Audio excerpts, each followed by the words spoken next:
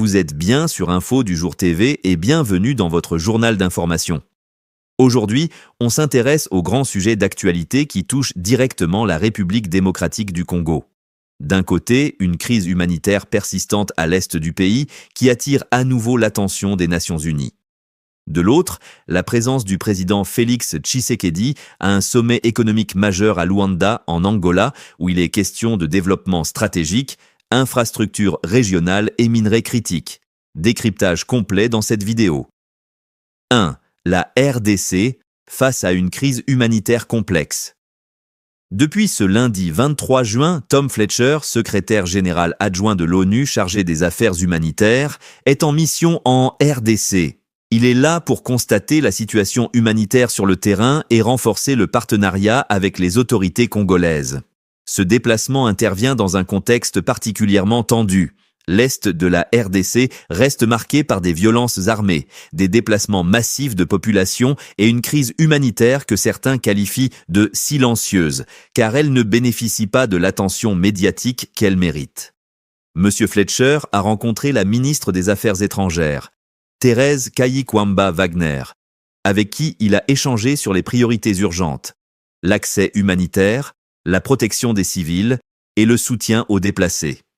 Il a salué la résilience du peuple congolais et confirmé que l'ONU continuerait de mobiliser ses ressources pour soutenir les efforts sur le terrain.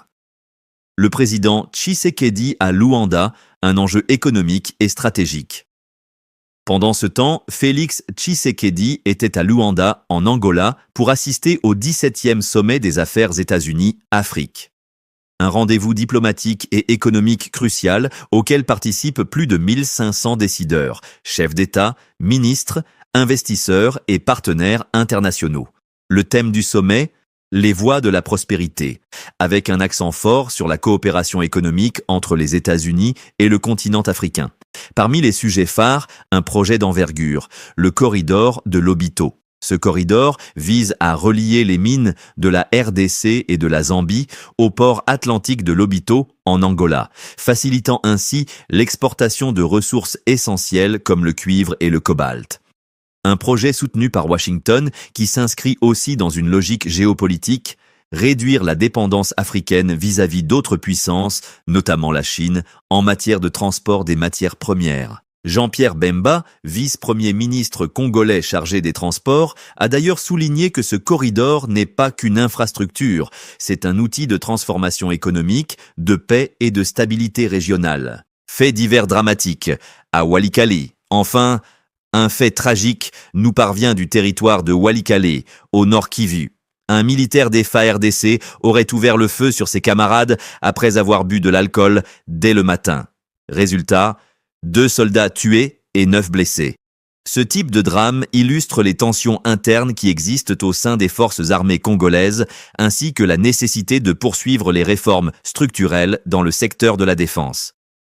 Conclusion, entre fragilité et ambition. La RDC se trouve à la croisée des chemins. Sur le plan humanitaire, la situation reste précaire. Sur le plan économique, les ambitions sont grandes, notamment à travers des partenariats internationaux comme celui autour du corridor de Lobito. Mais pour transformer ces projets en résultats durables, il faudra résoudre les tensions internes, renforcer les institutions et construire une vision à long terme. Si vous trouvez cette analyse utile, pensez à vous abonner à la chaîne, à liker la vidéo et à partager vos réflexions dans les commentaires. La discussion continue avec vous. Merci de votre fidélité, à très bientôt pour un nouveau point sur l'actualité africaine et mondiale dans notre édition de 14h15.